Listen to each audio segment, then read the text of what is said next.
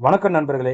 Captain Vijayakanth படத்தை விஜய் எப்படி பயன்படுத்தலாம்னு பிரேமலதா விஜயகாந்த் ரொம்ப கோபமா பேசியிருக்காங்க. வாங்க என்ன நடந்ததுன்னு பார்க்கலாம். மதுரை மாநாட்டுக்காக தாவைக்கா தொண்டர்கள் சில பேர் கேப்டனும் தளபதியும் சேர்ந்து இருக்கிற மாதிரி பேனர்கள் போஸ்டர்களை அங்கங்க வச்சிருக்காங்க.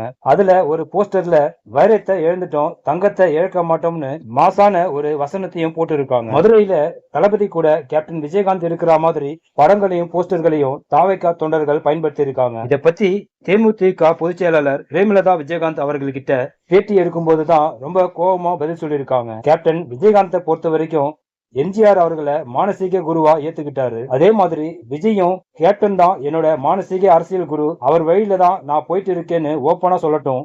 ஆனா கேப்டன் விஜயகாந்த் என்னுடைய அரசியல் குருன்னு விஜய் எங்கேயும் சொல்லல. அப்படி இருக்கும்போது அவர் எப்படி விஜயகாந்த் படத்தை யூஸ் பண்ண முடியும்? எங்க கூட கூட்டணியில இருந்தா நாங்க கேப்டன் படத்தை பயன்படுத்துறதுக்கு எந்த அப்செக்ஷனும் சொல்ல மாட்டோம்.